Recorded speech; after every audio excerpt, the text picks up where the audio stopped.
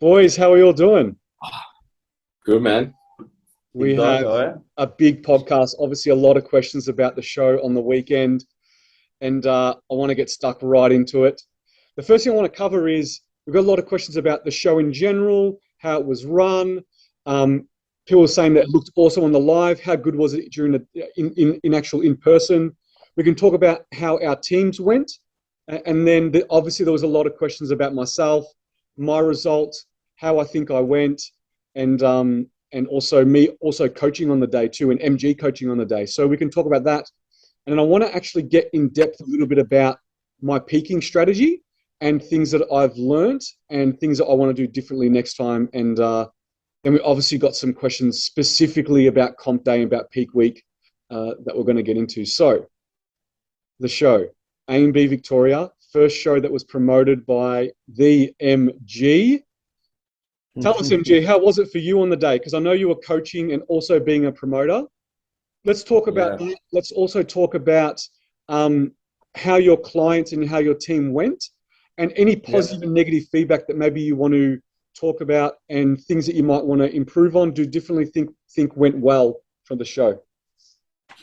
You got 3 hours? Get the No, notepad out, bro. honestly, yeah, it was just, you know what? I don't think I've ever been as stressed as I was between sort of 7 a.m. and we'll say until after classic was finished, right? I reckon I was pretty much stressed for that sort of 5.5 hours. But it doesn't matter how many shows you've been to as a coach or as a spectator, nothing prepared me for like what needed to be done as promoter, right? Simple things, and I've learned so much. And there's a million things that next time I'll be more prepared for and do better. And there's a million takeaways, and I'll talk about some of those in a little bit. But basically getting to the venue at 7, and then just organising the setup of things that you just don't think about as a coach. Like presentation awards, where the medals are going to go, what's the entry procedure, Printing. printing, who's going to be on door. The relationship between the backstage and the side stage where the athletes are. The I got a athletes message from briefing. you I at think I 7 missed the a.m. athletes. I got a message Mate, from I you at think, mate, I think I missed the athletes briefing by 7 minutes. It was like I said 8:30 on my thing. At 8:37, I'm like, holy shit, I haven't done the athletes briefing yet, right? You learn as you go, right? It's the first time I've done it. So it was an emotional roller coaster for so many different reasons. The stress of making sure that you get everything right and that you don't disappoint anyone.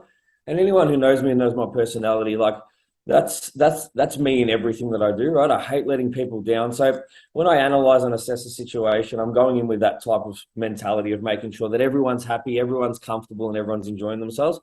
So that sort of pressure was on my shoulders. First time doing anything is always tough, and there was so many things that I just hadn't done or wasn't prepared for.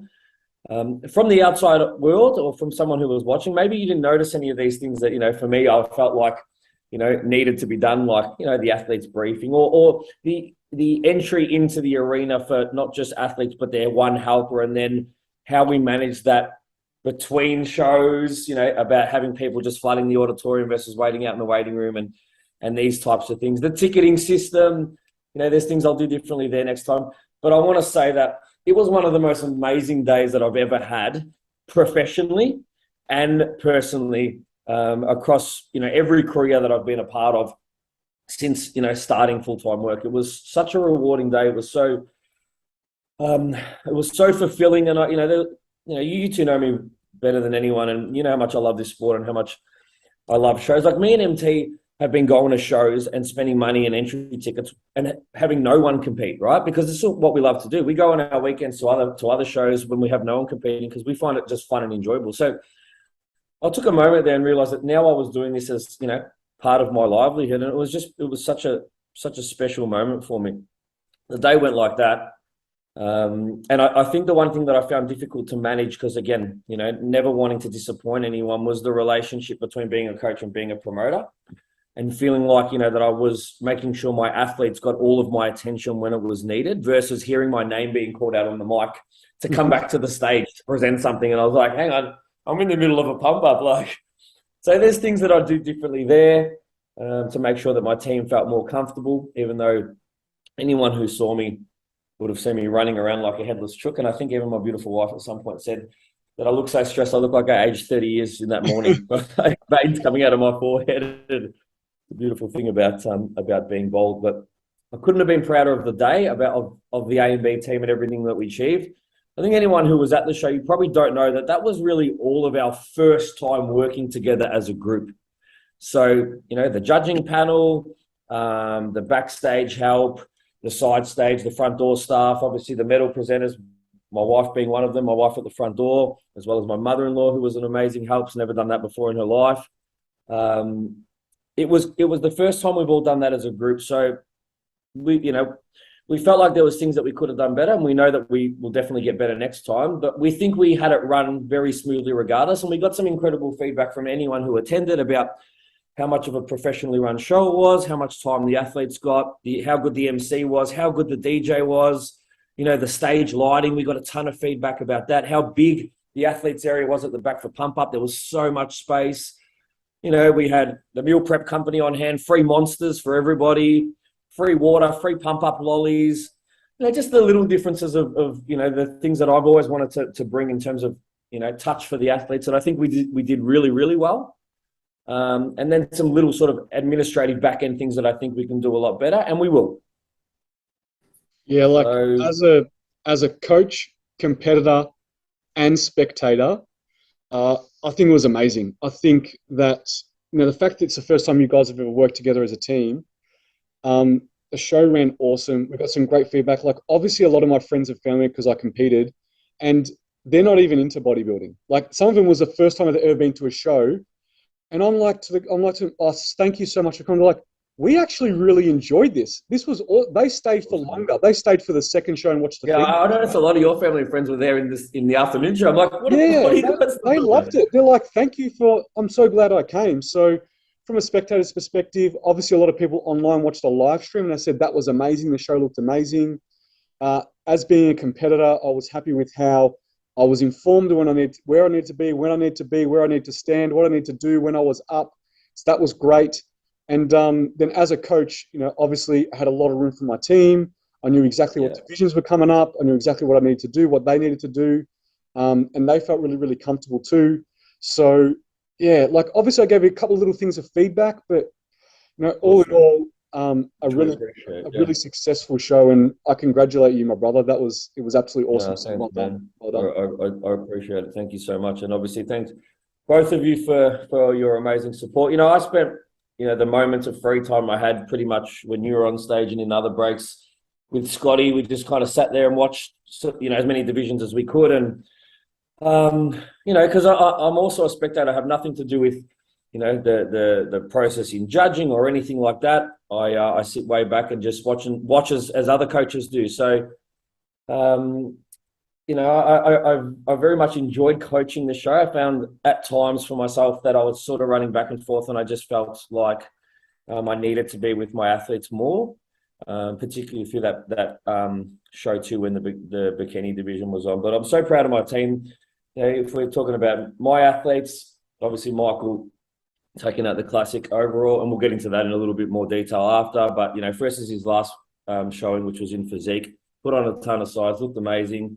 And then my two bikini girls were just made me so proud. Like, I think I posted, and you guys might have seen this, my 7-month transformation with Bethany, my bikini athlete. Yeah, she looked great. That was without a proper off season, right? And like, she'll do the 23s at ICN, and that's a 7-month side by side from where she started from her last show to now, with not really a proper off season. So I just couldn't be proud of her. She's going to have a massive future. And then obviously Elise has got an incredible physique for bikini. Personally, I love Elise's look, and I think that's the look that I want to be bringing to stage for anyone who does like bikini. I love everything about that physique, and I know that we're going to be in the top conversation. In my opinion, across all feds, just because of the package that she bought, and she's got beautiful pose. I just couldn't have been prouder from a coach's front either. And just had an amazing day. How about you, Scotty? How about your team? How did everything go? How did they think of the experience? Yeah, it was good. The feedback that I had was really good. So one of the first things that I noticed, and I mentioned it when Jen came up to me and gave me a big hug, and the first thing that I said was, Do you know what I love about it? That it wasn't disgustingly hot in the venue. The temperature was perfect because there's nothing worse when you go in and especially, well, it's not so warm now, but as you go into the warmer months that if it's stinking hot inside and you get more bodies in there, obviously it just can be really stuffy and congested, but it was really, really comfortable the whole time, which I think was really good. And backstage as well, it wasn't too cold. Again, what MT said about having a little bit more space in the pump up area. I thought it was really, really smooth. Granted, every show there's always a few little teething problems, but as you said, you learn from that process. But I thought it was really good from all the way walking in. Mead was amazing on the door, as was his name escapes me. There was a lad that was on the front with him. What's his name? Ryan. Yeah, Ryan. Ryan, yeah, lovely bloke. Who was also the major sponsor for the day as well, man. So it just shows you a major sponsor and on the door. Awesome. There you go. But just even that, like the vibe that you get when you walk in, it was very personable. Granted, those guys knew who I was, but it was not like, it just felt like there was a lot of, everyone that was there, like there was a positive energy. It wasn't, not that shows a negative, but it just didn't have anything about it. Everything about it just felt really good. It was warm. It was inviting. It was good to see a lot of the athletes there. The second show, even though I didn't have athletes in it, to be honest, was probably, actually, were the fitness guys in the second show? I can't even remember. No, they were in the first one. Oh, were they? Yeah, I just remember more so when the girls were on, that the crowd was heaving. And I remember MG, we were sitting there and I was like, man, it's pumping, which was really good. The DJ was great. I loved the lighting. Yeah, I thought it went really, really well. In terms of my athletes, Tyler, obviously first time competing, and I only had a couple that were on. Everyone else is this weekend, but they were really happy. Obviously, everyone always wants to go one more. Placing second would be nice to win, but there always has to be a winner, and sometimes it can't be you. But I thought it was good, having not attended an A&B show for a while. I got some clarity around, I guess, the look across really all of the divisions. I tried to stay for as much as I could in the second show, even to see some of the girls in terms of the looks that they like. So no, I thought it was good, and I was obviously wrapped for you, MG, obviously with Michael taking out the overall, and I got to meet your two bikini girls who both looked amazing, and MT. Obviously to see you up there, bro. Obviously, there was always a part of me, even though I had an athlete in your lineup, that wanted to see you, potentially take the win. Thanks, man. But it was just good to see you up there. I know how hard you've worked for that process, and then obviously just to chat shop with you backstage. So I can't really fault it, man. It was a really good experience. The only thing I would love is if it was just maybe 45 minutes closer to where I live, so that. Yeah, I get that too. but that's for selfish reasons, being a parent and having children. But other than that, nah, I thought it was really good. I thought it was well run. I think you just need to make sure you eat enough next time, bro. I remember saying to you, man, everything's good, just relax. And I get it. Like, you're wearing many hats. You're a coach, you're a promoter. But I guess when you're in the moment, you probably don't realize that everyone else is having a good time. I loved that you gave back via the little things that I noticed. The lollies on the table, I noticed the water, I noticed the Monster Energies, the fact that there was a microwave, the fact that people who didn't buy meals from the company were still able to use the microwave.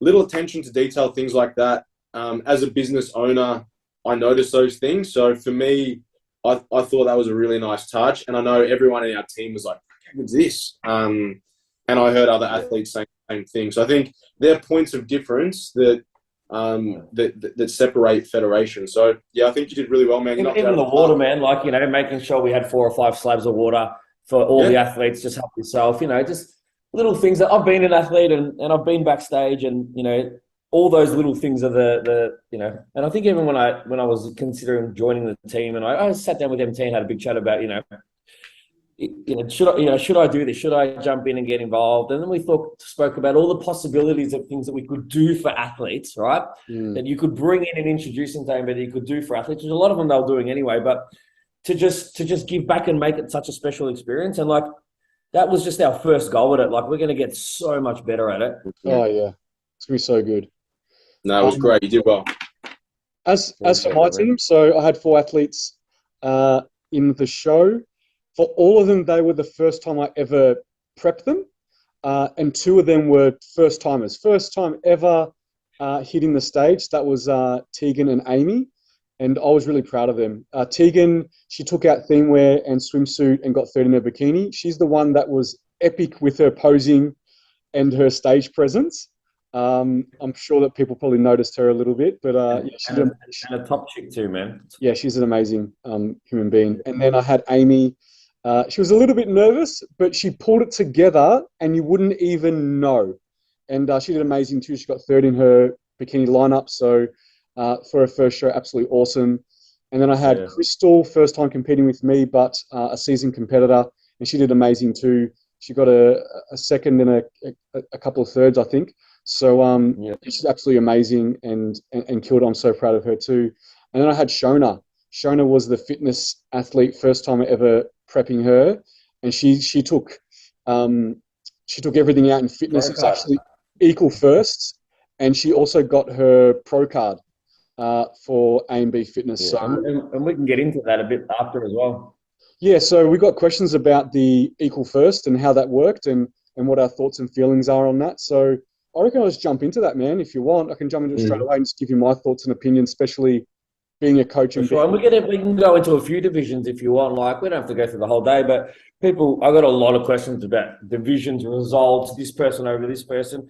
Like, without breaking down the whole show, we can maybe break down a couple of divisions and just give our three collective thoughts on it. Yeah, so let's start with that one. Let's start with the fitness one. And then I'd like to move into, as I said before, move into mine, talk about my result, and then obviously talk about some of the things I discussed with Scotty later after about how I looked in general and things that maybe I can do differently. So, as for the fitness, we had two equal first places across all the divisions that those two women were in, and then they both got their pro card, which is absolutely amazing. It was totally deserving for both of those women.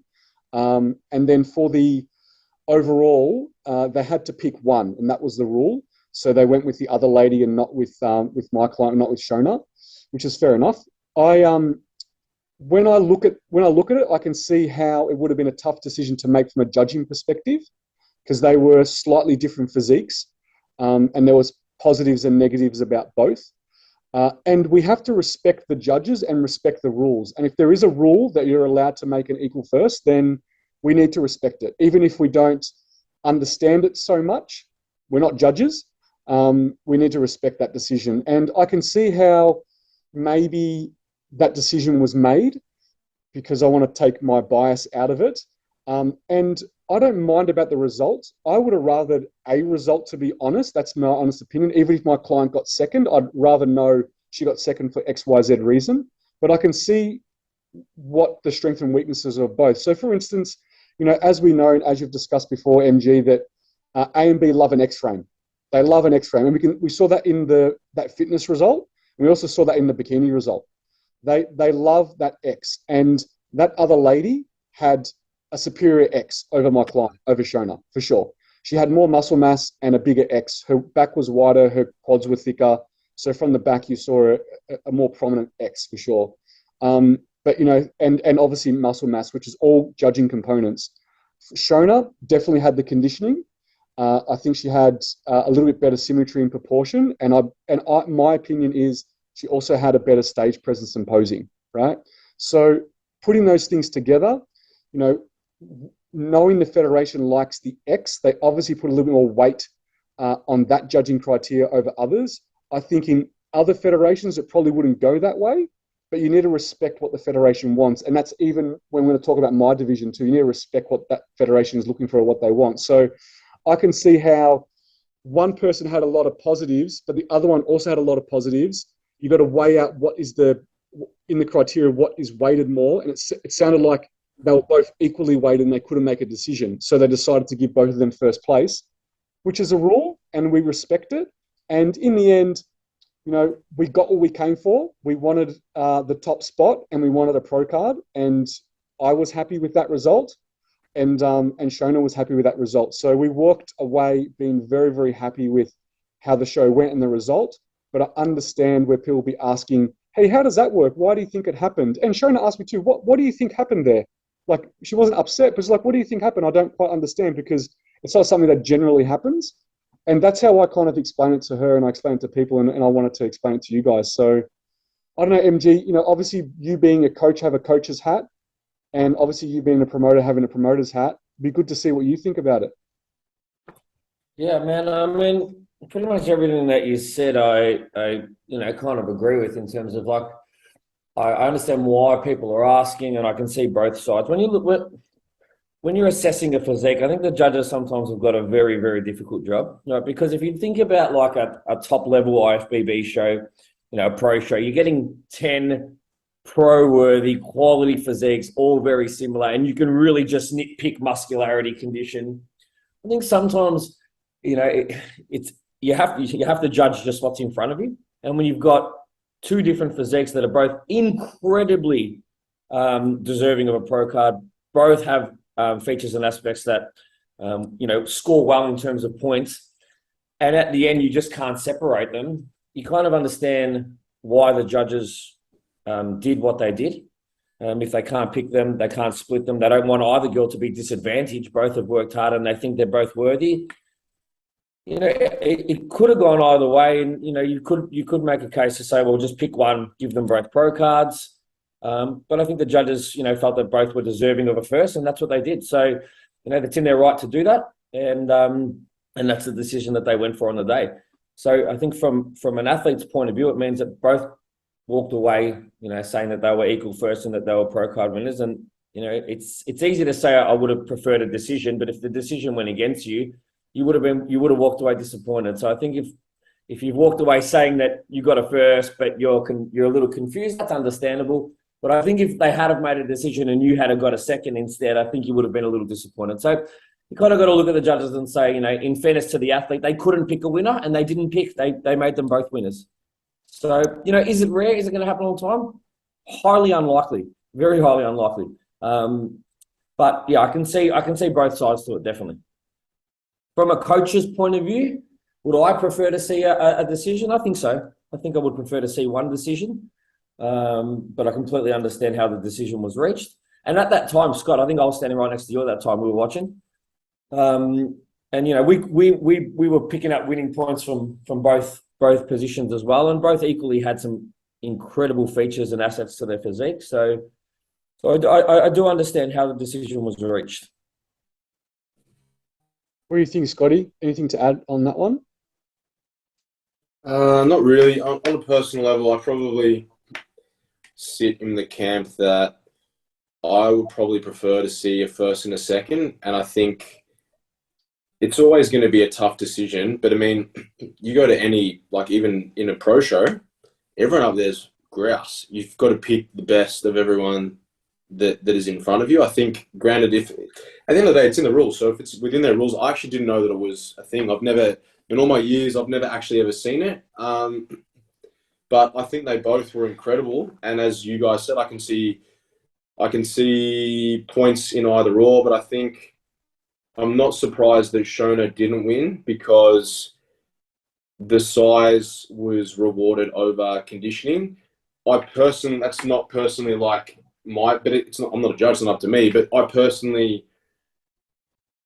prefer conditioning over size, but it wasn't like there was a huge discrepancy between the other girl looked unbelievable, but so did Shona. But again, for me, I probably preferred Shona's look, but that's just my opinion because I prefer that sharper look within those lineups. And I think, again, it's a subjective sport, so it's within their scope. But obviously, they made their decision in the overall for whatever the girl's name is to be their overall winner. So then I'm like, well, they probably could have made that decision in the open as well. But the caveat to that is that Shona doesn't deserve, in my opinion, to not get a pro card because she's of that caliber. So I can kind of, again, as we've said, I can see how that you could come to that versus we're placing you second and we're going to give you a pro card. They have the power to create an equal first. So that was probably their way of maybe, we don't want you to not be involved in our federation. You're a phenomenal athlete. You are pro-worthy, but perhaps on the day this girl just fits our criteria of the look that we like better. Yeah. All right, let's move on to to my results or my experience on the day? Because we've got a lot of questions about that.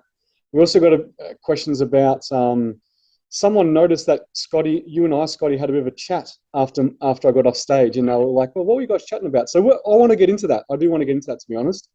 So for me, obviously, 11-year comeback. My expectation was to get on stage, to look my absolute best, and present myself the best I possibly could. And I'm overwhelmingly happy about how I did. All I wanted to do was just get on stage and get warmed up again and just get back into it. Like, I stepped off the A and B stage 11 years ago, and I stepped back on the A and B stage 11 years later. And it went fast, but I definitely soaked it up. And I'm happy with how I looked. I'm happy with my whole process leading up until that point. And I was just so grateful and thankful that so many of my friends and family came. People that weren't even interested in bodybuilding came. And I'm just so grateful to have that support system behind me. And that's all I ever wanted. I wanted to be my best, do the best I can, and celebrate that with people that are close to me, people that I love. And I was able to do that. And I could not be happier, to be honest. I had no expectations on placings, as you guys know. Even when people were pumping up my tires and telling me you're going to win, you're going to do this, you're going to get a pro card, whatever that may be. I'm wise enough to know that you don't judge your success on how you place. You judge your success on how you looked, how you did comparison to last time you competed, if you ever competed before, or if it's the best shape you've ever been in your life. And I achieved that, and I was able to present that in a professional manner. There's definitely things that I'm going to improve on from a posing perspective and a peaking perspective. There's a lot of lessons learned, which is good. And that's the reason why you try to do multiple shows.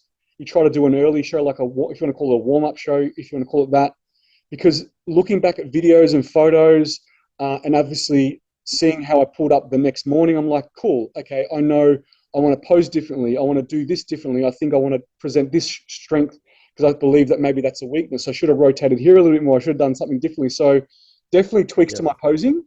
And then the next thing is definitely tweaks to my peak. I looked great. I looked my best, but I know there's areas for improvement there from a peaking perspective, which I think we'll get into in a second. But let's talk about the result.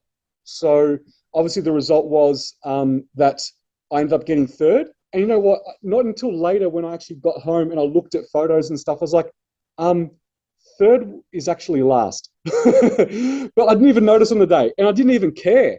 Like, they put the medal around me, I was like, all right, this is what I got. Like, it is what it is.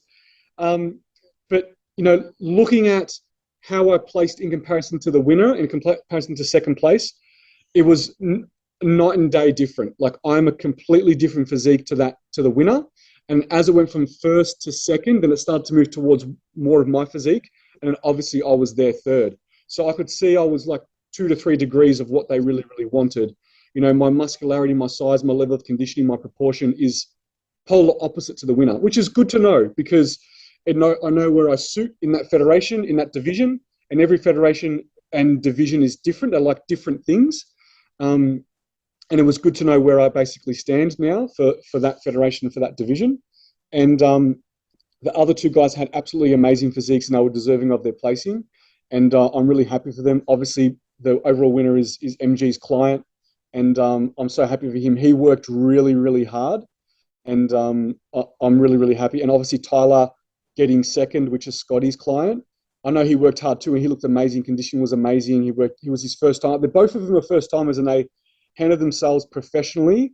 And how they executed their posing and their stage presence was amazing too. So I'm happy with how I went from a results perspective. In hindsight, if we were all so close in our physiques and I missed out because I needed bigger arms or I needed bigger something, but like, cool, I know what I need to work on. I know what I need to bring to come back to this federation and potentially win. But my takeaway is me reviewing my physique and me reviewing how I think I went and how I think I looked, and me taking away what I think I need to present differently and do differently for my next shows and what I know about the next federations. Not to say that I'm the top level athlete in those federations, but it's just me knowing how I can improve for myself and just be a little bit better than what I was. And that's all that you could ever do I don't know how I'm going to place in my next shows. I got no idea. It's not my priority. It's not going to be judged. I'm not going to judge my success on that. It's just now I'm excited to be like, cool, there's actually things I can work on.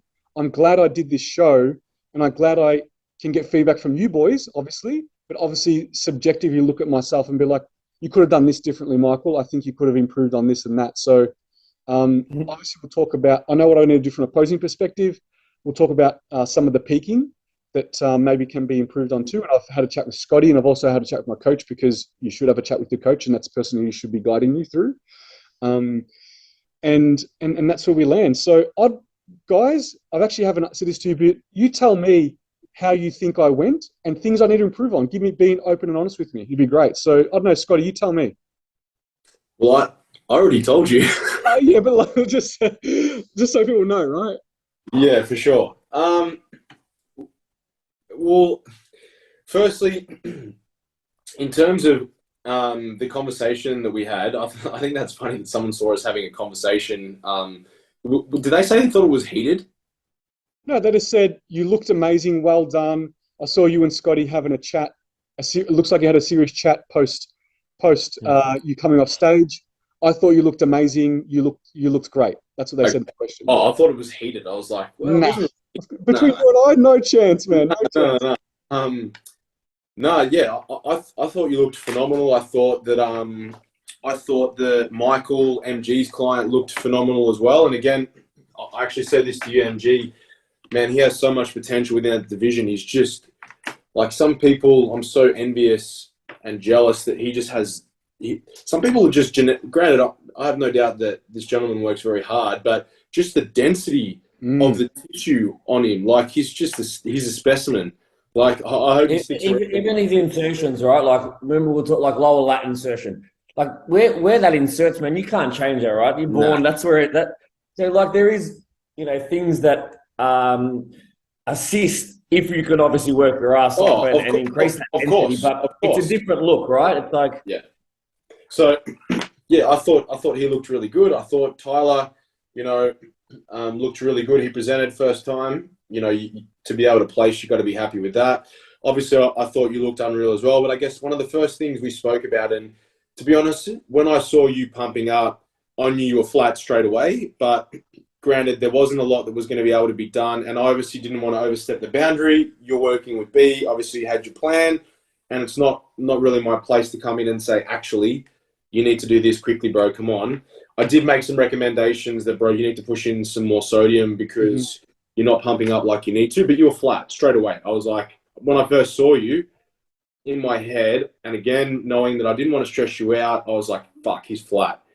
What do you mean by flat? Just so people know. So in terms of, obviously, in peak week, obviously the dieting is done. So MT's conditioning is phenomenal, and he's as dieted down as he needs to get. He doesn't need to get any leaner.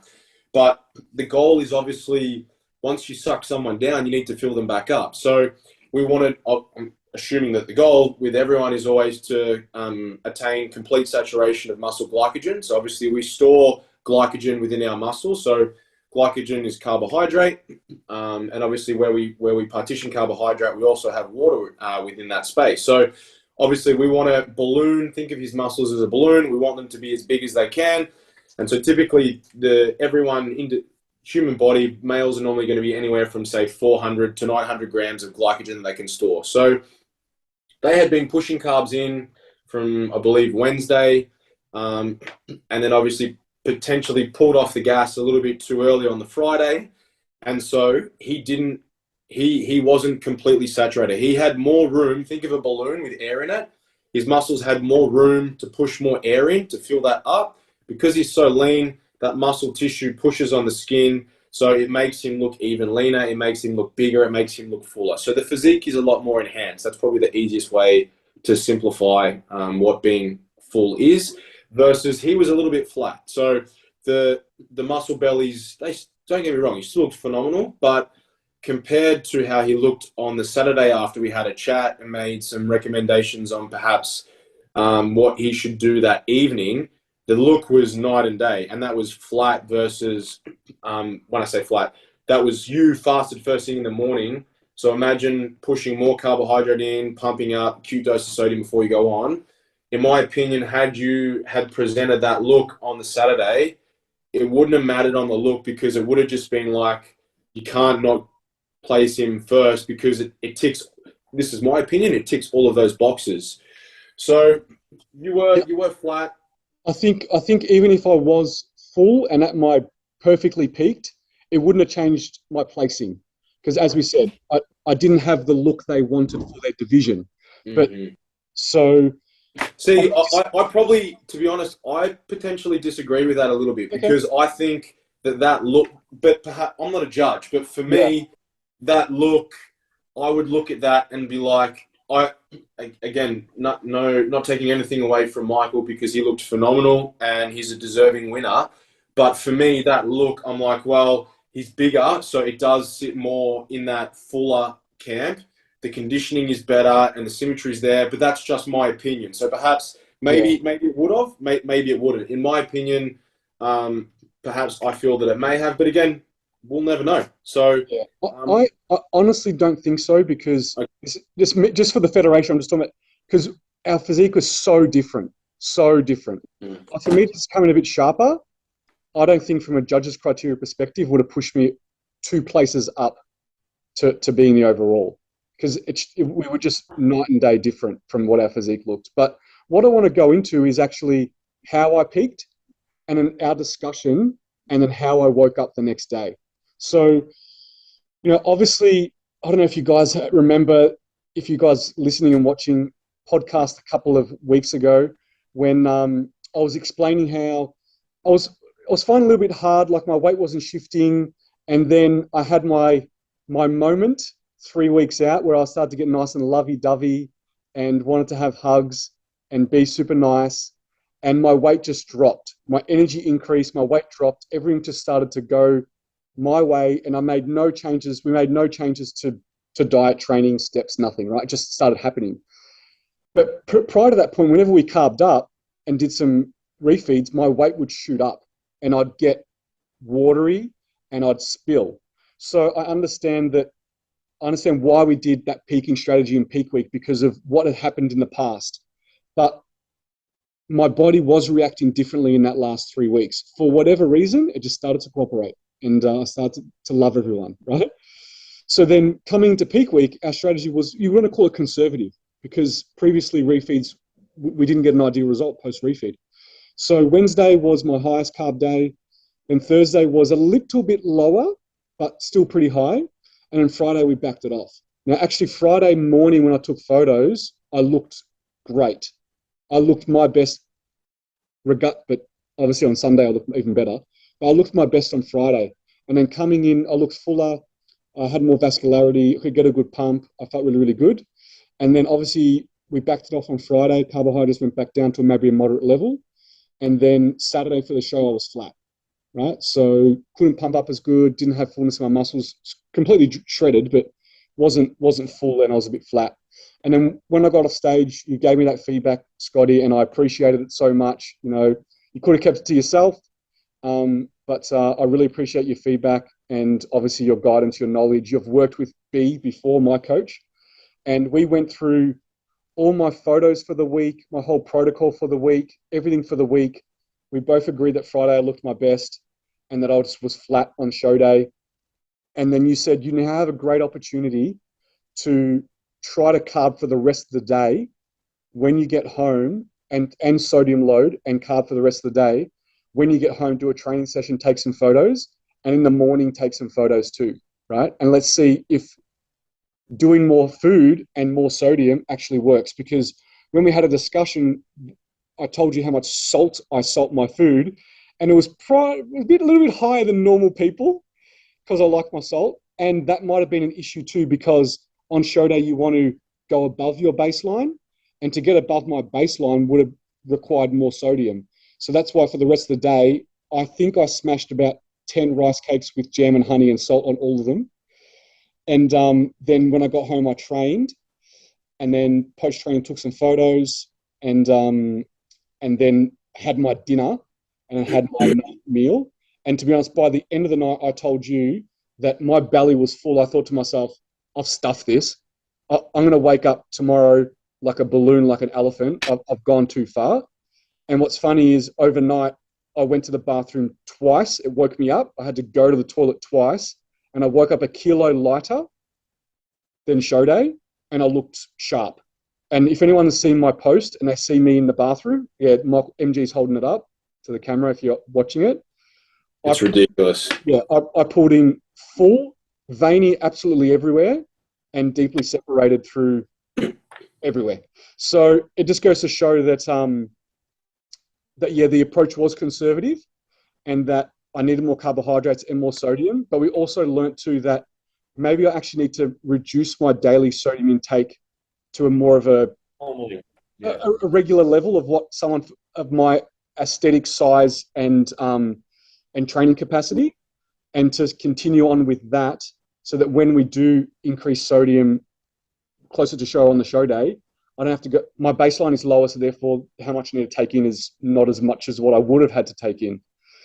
All this was discussed with B the next day on the Monday, and he was appreciative of that feedback, all the data that we had gathered, the discussion that we had, and he was totally in agreement. Even before I said anything, he goes, "Mate, you were flat." So he was totally in agreement with everything, and we're definitely going to be trialing a peak week next week for then my ICN show the following week. And really looking forward to those improvements. And this is why you do these things. I haven't been on stage for 11 years, and I did my comp prep 11 years ago.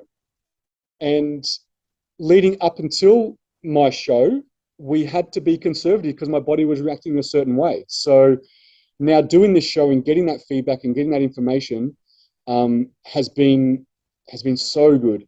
It's been invaluable. Now, just remember, anyone listening to this that's a bikini athlete or even a fitness athlete, you don't need to be doing this stuff, right? This is for someone that's diced and is a bodybuilder and a male, or a top level physique or fitness person. So if anyone's listening to this and they go back to their coach, they go back to, if I'm their coach or Scotty's their coach, and they're like, I'm going to have 10 right take post show and let's check how I look in the morning. Do not be doing this. Do not be doing this at all. No. And the reason that I suggested that was because you have a 2-week window where, worst case, we didn't get the response. To be honest, I was very confident that we would, based on. So, are you happy for me to share how much salt you were having? Yeah, go. Yeah. Yeah. So we literally ran the number. Well, I ran the numbers on. So MT was consuming 18 grams, and it's very good that he tracks his salt. He worked out that he was having 18 grams of salt on the daily, which is a little over 7,000 milligrams of sodium. So it's also important to note, because it's funny, a few people actually, after we had that podcast, actually were DMing me, asking me questions about salt, sodium, Himalayan salt differences. They've asked their coach and they don't really get any clarity. And a lot of people, there's a bit of a misconception. People think that salt is sodium, that it's just 100% sodium, and it actually isn't. So it's sodium chloride. So 1 gram of salt, you're going to get 400 milligrams, around about that, of sodium, and the rest is obviously chloride. So when we work out that he was having 7,200 milligrams of sodium a day, and the reason he wasn't responding... Yeah, and that's not including sodium from my food sources. Yes, because chicken breast, kangaroo, all those foods. Yeah. So in reality, my potassium too. Remember, I was tracking my potassium too, and we found out my potassium ratio of sodium was a valuable piece. And bear in mind that your body likes, in order to maintain fluid balance, it likes to maintain roughly a 3-to-1 ratio on that front. So I was 1-to-1. Yeah, basically you were. That's what we identified. And so because of the morning of the show, you had only consumed with the salt, and you weren't taking the salt tablets. You switched to that afterwards, but it was probably a little bit too late. You'd had, maybe 1,500 milligrams of sodium? Yeah, maybe 2,000, yeah.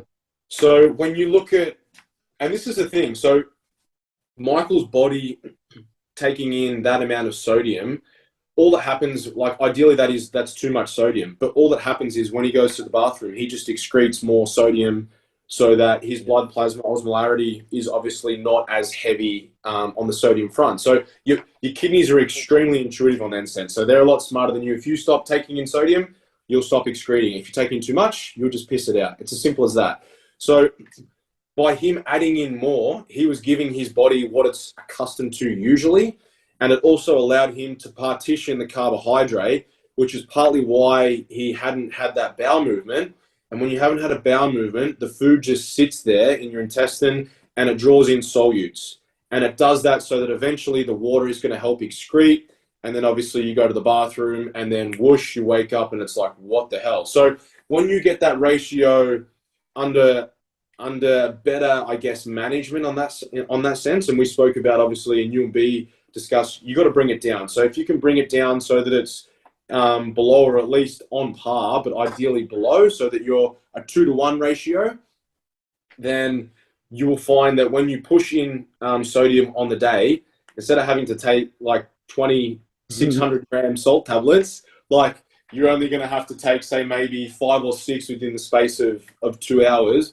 And that acute dosage will actually have an advantageous effect on the physique. So that's partly why. But as you said, if you're a bikini athlete, let's not generalize on the category, but unless you're super shredded, then you're not going to see a response like what.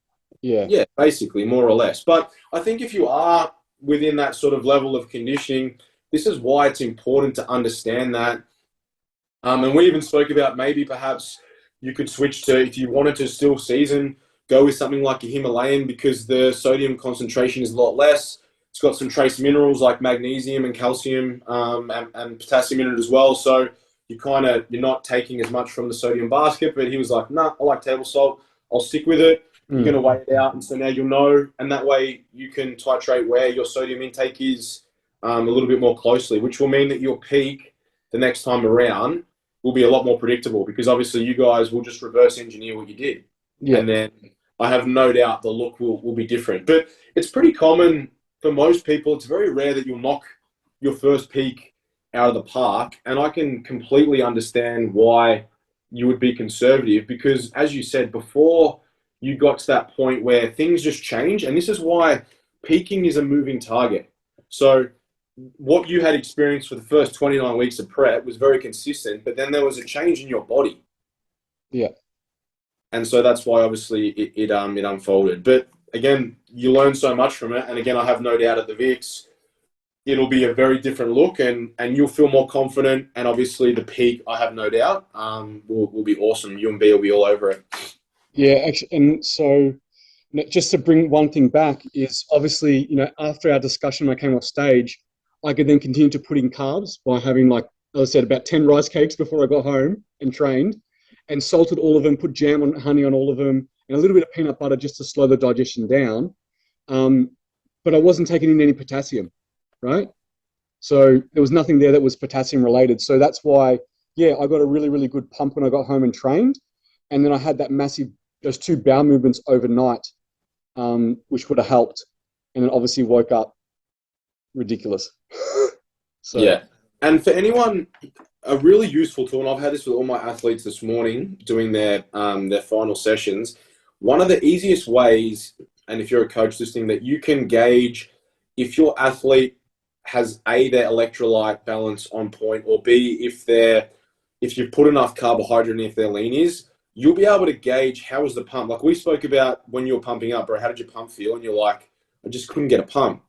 Yeah, so, and also my posing when I was flexing, I was like, I don't feel I'm flexing. Like I know I am, but I don't. Can't squeeze as hard. The contraction. Squeeze, yeah.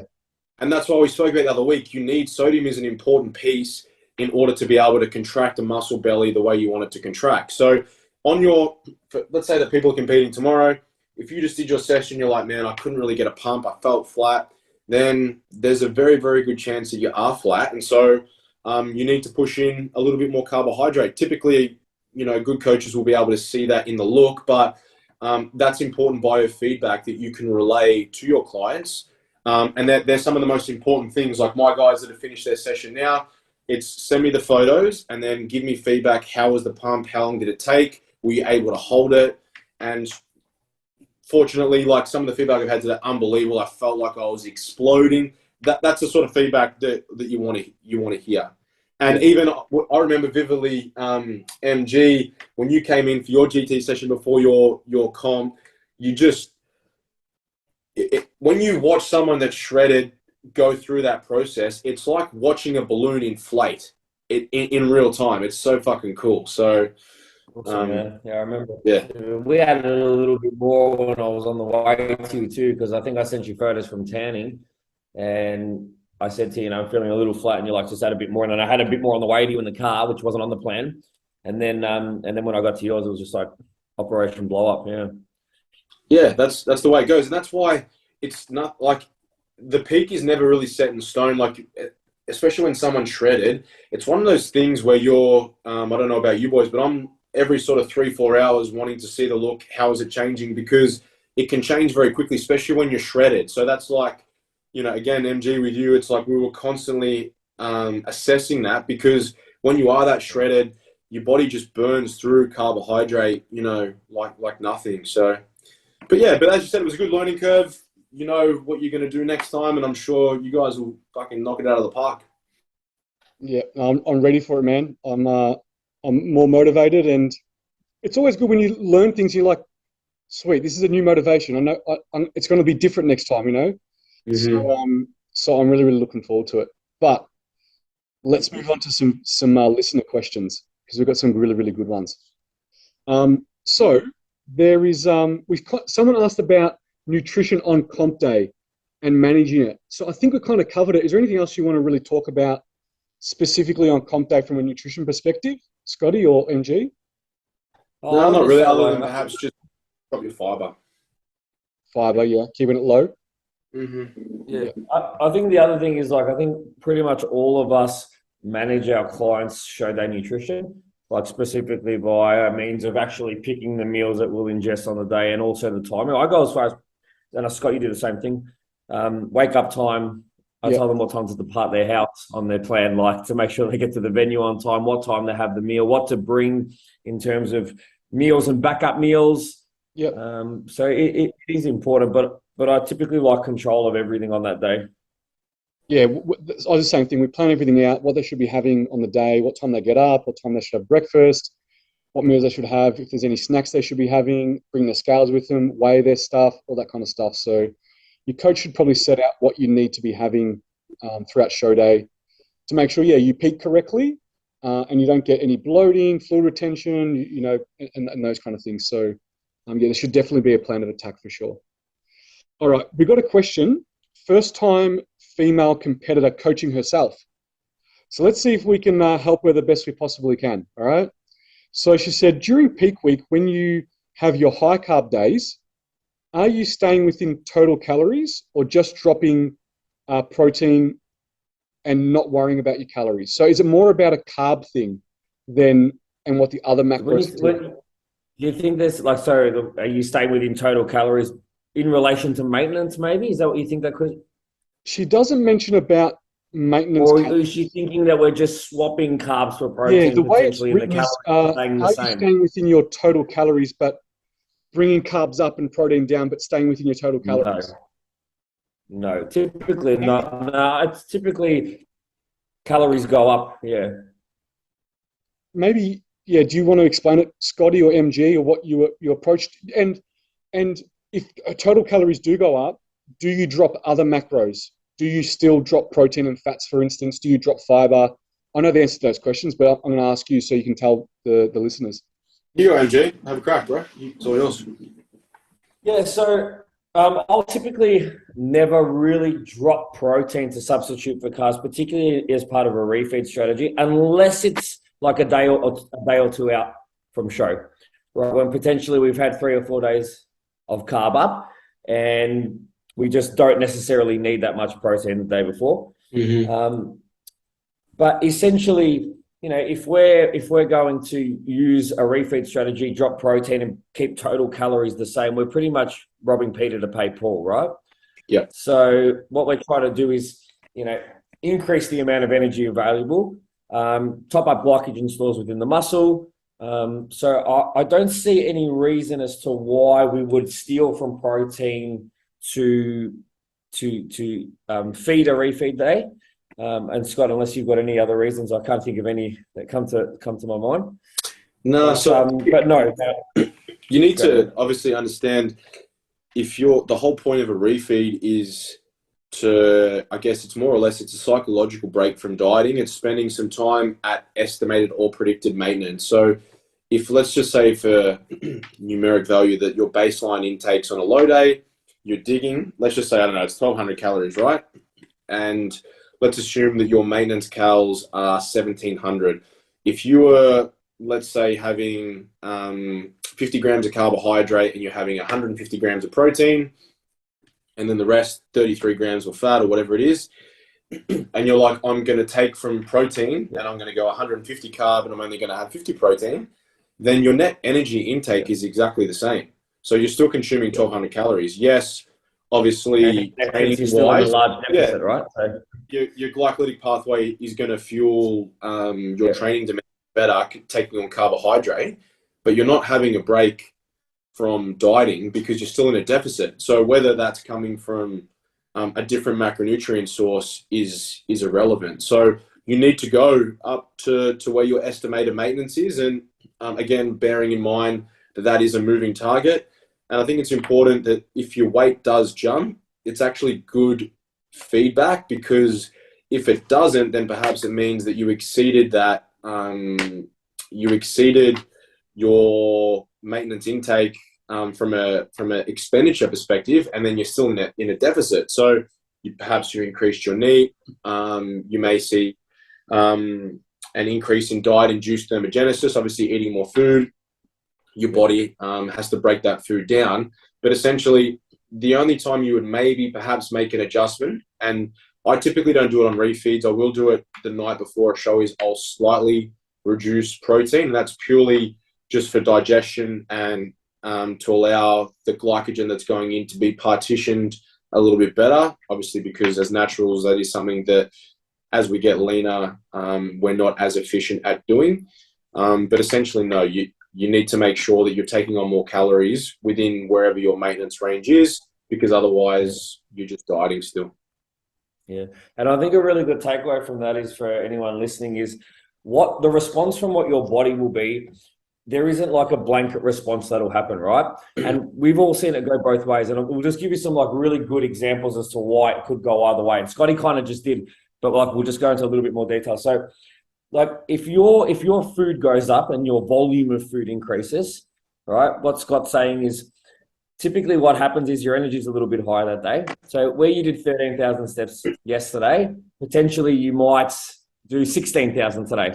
Where your training intensity was at 90%, today you've had an extra 100 grams of carb, your training intensity is like 100%, right? So what Scotty's saying is you're actually expending more energy than you would have been previously because of the extra food. So the response is actually that you continue to drop weight. So that can happen very, very easily. On the other hand, the increased amount of food, extra water, obviously water sticking to glycogen, you may see a weight increase, which is also totally fine. So there isn't a wrong or right response from the body after a high carb or refeed day. But as long as you're tracking all the data, it should be pretty clear to work out why your response was your response. Mm. Yeah, unless you're doing a stupid overfeed and you eat like an arsehole and you gain a lot of weight. But even then, when girls are like, oh my God, I gained a kilo overnight, and they freak out, to gain a kilogram of fat, so 1 kilogram of mixed human tissue is around 7,000 calories. So unless you've eaten 7,000 calories above your maintenance, you haven't fucking gained a kilogram of fat. It's food volume, it's water, and that's the most easiest and logical way to. So even when you're in the off season, if you're like, oh my God, I went out for Thai and I woke up and I'm 2 kilos heavier, I'm stressing out. No, I'm gonna go and have a low day, even though MG's told me to have another refeed day. I'm gonna do 20 minutes on the Stairmaster. Yeah. Again, remember we spoke about this. Where sodium goes, water follows. You ate something really high in sodium. Perhaps you didn't have a bowel movement. You've got more food in your stomach. Until you pass that through, that's what will happen. But after 3 days, that will just sort itself out. So. And also too is, if you make 7,000 calories above maintenance, you must feel like shit. Yeah, it's a pretty big ask to do that. So also too is your body doesn't turn into body fat that fast overnight. It stores it first for energy to be used. So it's not just converts overnight into body fat and it's just there. You just got this extra pocket now on your belly. Like, it just doesn't work like that. I've ruined my whole prep. I had 100 extra grams of carbs. Next question. So, can being sick in prep affect your weight loss and your goal look? If you're sick, but you're still getting it done every day. So, if you're sick, you're going to have maybe an inflammatory response. So your weight's probably going to go up or stay stagnant and you might not lose. But if you're still getting everything done and you're not making your sickness any worse, and I have this discussion with a lot of clients all the time, is you're still going to be making progress, but it may just be masked. So, if you're still getting it done and you're not seeing any progress, just wait for your sickness to pass. Don't do anything stupid to make you sicker than what you are, and make sure that you rest and recover, and you'll be good to go. Do you guys? You probably have people. I think using me is a really good example. Scott obviously had to manage me getting COVID 1 week out or 2 weeks out, and I was sick as a dog. Remember, I had diarrhea for 2 days. I still got all my meals in, even though I was fucking sick as a dog. But we didn't train, right? We basically didn't train and we didn't do steps. But I did get all my food down, even though a lot of it didn't stay with me. But again, we had the conversation about, does there need to be any changes to the plan to account for my lack of NEAT and obviously my lack of training intensity or lack of training altogether? But again, it all came down to the position I was in. And I think Scott said, man, you're already fucking diced. We're not going to change anything. We're not going to pull food out. We used it as a bit of a fourth deload, which we didn't necessarily need from. And I think just getting all my meals in and resting and recovering and getting back to normal within about 5 days. I think as soon as I came back, my progression became linear again. So it was just about managing how sick I was, and there was a part of it where I was just too sick. I couldn't. I think on my first day when I was really, really sick, I think I did 1,000 steps. And bear in mind, I was doing 20,000 a day. Not because Scott was asking me to do 20, so don't go out there and do 20. My plan was like 14,000, but I just couldn't get below 20 because obviously working 14 hours in the gym, walking around all day. So like I had, 25 weeks at 20,000 steps and then 4 days at 1,000. Did it affect my progress? It didn't. No. And you got to weigh up. If I had have said, nah, you got to train, push through it, that would have broken him because of the level that he was at that point. Like, his immunological function was severely down-regulated. So when you're that lean, you're very susceptible to getting sick and illness. And to try and dig in more, it would have just been deleterious to the look. But also, there was no need because he was ready. We had time. You were pretty stressed because as in that state, it's hard for you to be subjective. Fuck, how am I going to look? Am I going to be fine? But I knew that it was more important for you to eat and to just rest so that you could give your body the assurance that you were getting enough food in. Not training was going to help you recover and have you relax. And then as soon as you were well enough, like 70, 75%, you were back in there and then you were fine. Yeah. Yeah. I actually got a question for myself that someone asked about me, but I think you guys would be able to chime in too, is it said, MT, during this prep, have you felt that you have less patience, more tired, or find you can't be bothered dealing with people like normal when you're not in prep? So I don't want to say less patience because that's more of a negative thing. I'm a very patient person, if anyone knows me. Very patient, level-headed, not super emotional. Nothing really gets to me. And I'm very understanding and sympathetic for a lot of people. So none of that changed. If anything, as you know, I got more lovey, right? So none of that changed, especially when it came to clients, family and friends who were close to me. My energy was down, I guess so, as it probably should be, but not to the level of what people probably expected to see of me, to be honest. I think that's just because of my level of motivation and enthusiasm towards the whole process and just accepting of it all. But I want to say that I was selective with where I put my energy, and I probably did shut off more things that were draining my energy that weren't necessary, and maybe even distancing myself from things that weren't necessary, maybe draining my energy too. So I think I was more selective, but for all the things that mattered to me and needed my energy and needed my patient's understanding, I did my absolute best to not change or let my prep affect that at all.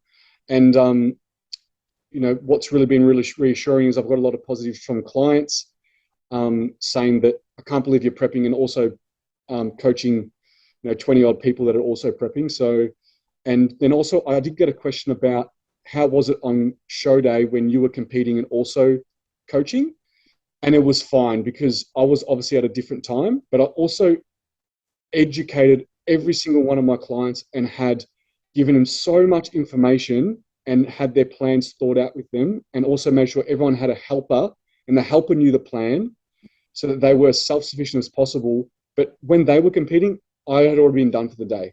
So I was floating around like I would float around at any other show, having multiple competitors. So coaching, competing on the day was perfectly fine. And I was done. So I had plenty of energy and plenty of time, and I loved it and I enjoyed it. So, but yeah, how about you boys? During prep, do you notice less patience, maybe selective of your energy? What do you normally find when you're in prep? Yeah, I agree. I wouldn't say less patient. And if there are moments of being a little less patient, it would be something that, you know, maybe something business related, that, you know, an administrative task, or certainly not anything personally. I'm pretty similar to you in terms of personality, like super patient, not a lot really gets to me. You know, I'm always trying to make sure everyone around me is good before myself typically. So I actually find myself to be hyper productive when I'm dieting and in prep. It's like I get far more done when I'm super busy. So I don't know. I actually have the reverse effect with prep. I see prep as like a really positive experience for me. I know when I start to prep, everyone's like, oh, the food, the training, the diet. I'm just like, oh, I know I'm going to get so much shit done over the next 30 weeks. Yeah. That's what happens to a lot of people. Like, you know, the only time I do like really solid lists of to-do lists, and like, you know, I get a lot done in my normal life, but, you know, a lot of it I just do as I need to do. In prep, I write it all down. I tick off lists. I do all these things. So, you know, I find prep to be one of the most positive things that I can do for myself, both personally and professionally, because, you know, I find better ways to get it done, and then I get to wake up and look at myself and go, oh, and you fucking shredded too. Like it's a win all around for me. So I wouldn't say I get any less patient through prep personally. How about you, Scotty? Well, firstly, I'll say, because I've seen both of you lads in prep, you guys you both conduct yourselves phenomenally well. You know, obviously MT more recently, and I said this to you when we were training on Wednesday, that like you've handled yourself like an absolute pro. There's no difference in your demeanor or your personality. You're a coach first, you're an athlete second. Your clients would have no, if anything, you're probably more relatable on that front because you're in the trenches as they are too. And MG, you know, I lived every part of your prep with you, and you were, again, I told you the whole time, like you literally conduct yourself like a professional. You're the same as me, man. You work monster hours. It didn't impact your business. You were a phenomenal husband. You were a leader for your community within ON and T. And I admire both of those aspects. And if anything, that kind of fuels me and motivates me even more so, obviously, when my prep starts next year to I think that's every time you prep, you get a little bit better at it. So having done it a few times, you know, you sort of know what to expect.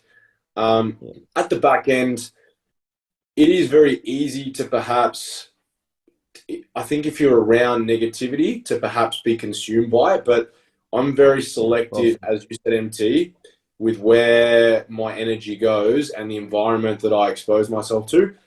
For the first part of it, it's cruisy. It's more when you start to get really shredded and you've only got X amount of fuel in the tank to facilitate a certain number of tasks.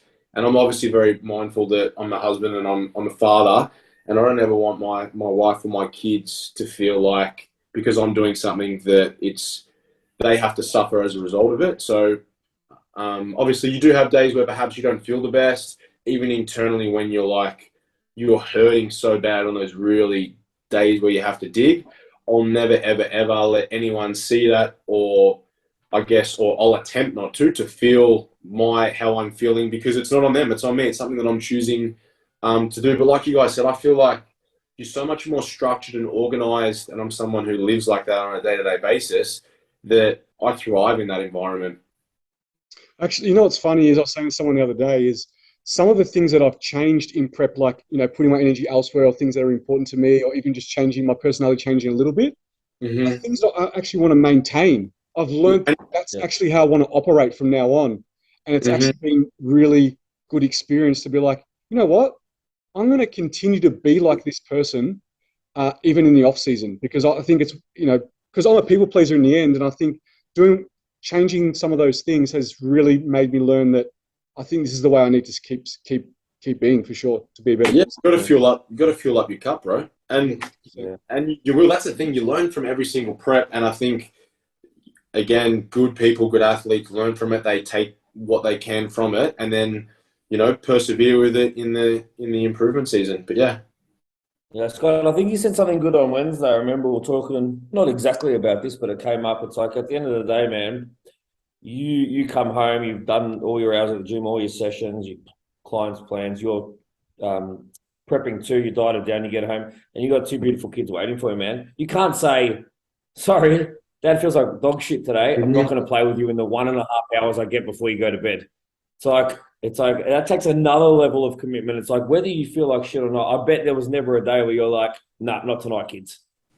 No, never. No, ever. Never. But again, that's because that actually helped me, because when you coach such a large number of people and you're in the sport and you're training, and it's very easy to be consumed in the bubble. And as much as I love it, it can be very easily to become consumed in it. Whereas when I get home, I try not to even think about my training. I don't really talk about it. Jen might say, how was your session today? Or, you know, she might see me in the show and be like, wow, you're looking lean or whatever.